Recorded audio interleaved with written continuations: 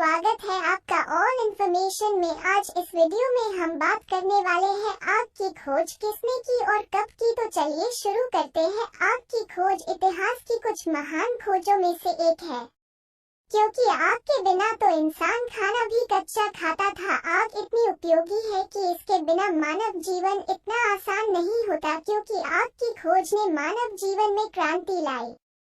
इंसानी जीवन में आग के बहुत उपयोग है। आग की बड़ी उपयोगिता है सर्दियों में हाथ पैर सेकने से लेकर परमाणु बम द्वारा नगर का नगर भस्म कर देना, सब आग का ही काम है। इसी से हमारा भोजन पकता है।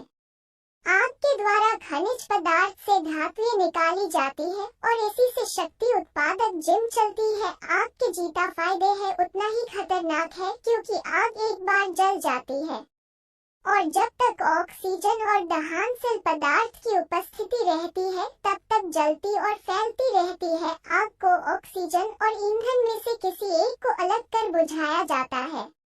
आग की खोज आदिमानव द्वारा हुई थी। आग का प्रयोग लगभग 1,25,000 साल पहले आदिमानव द्वारा खोजी गई। कहा जाता है कि आदिमान ने पत्थर को रगड़कर की थी।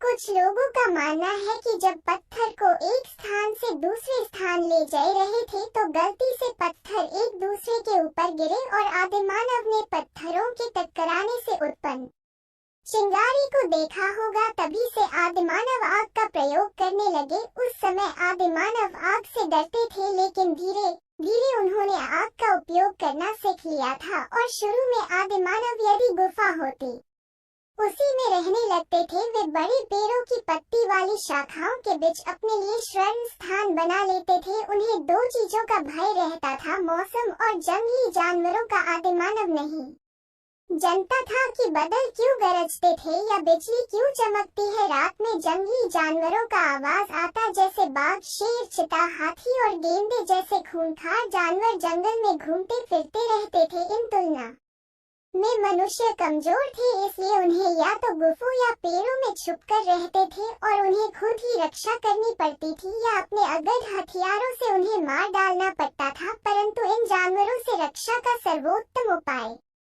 था आग। रात के समय जब सभी आदिमानव गुफा में जमा हो जाते तो गुफा के मुंह पर आग जलाई जाती थी। आग के डर से जानवर गुफा के भीतर नहीं आते थे। शीतकाल में तूफानी रातों में आग ही उन्हें आराम तथा सुरक्षा प्रदान करती थी। लेकिन जब तक आदिमानव ने इसको नियंत्रण करना नहीं सीखा तब तक इसका उपयोग नहीं हुआ। और आग को उत्पन्न करने की एक और विधि थी घर्षण विधि से आग उत्पन्न करने की सबसे सरल और प्रचलन विधि लकड़ी के पटरे पर छड़ रगड़ने की है और प्राचीन भारत में भी इस विधि का प्रचलन था। इस यंत्र को अग्नि भी कहते थे। इस विधि से आग उत्पन्न करना भारत के अतिरिक्त श्रीलंका, सुमारा, ऑस्ट्रेलिया और दक्षिण अफ्रीका में भी प्रचलित था। सन 1830 के बाद से दिया सलाई का आविष्कार हो जाने के कारण आग प्रज्वलित रहने की विधि आई थी। आज मानव जीवन में आग के बहुत उपयोग है। यदि आग नहीं होती तो मानव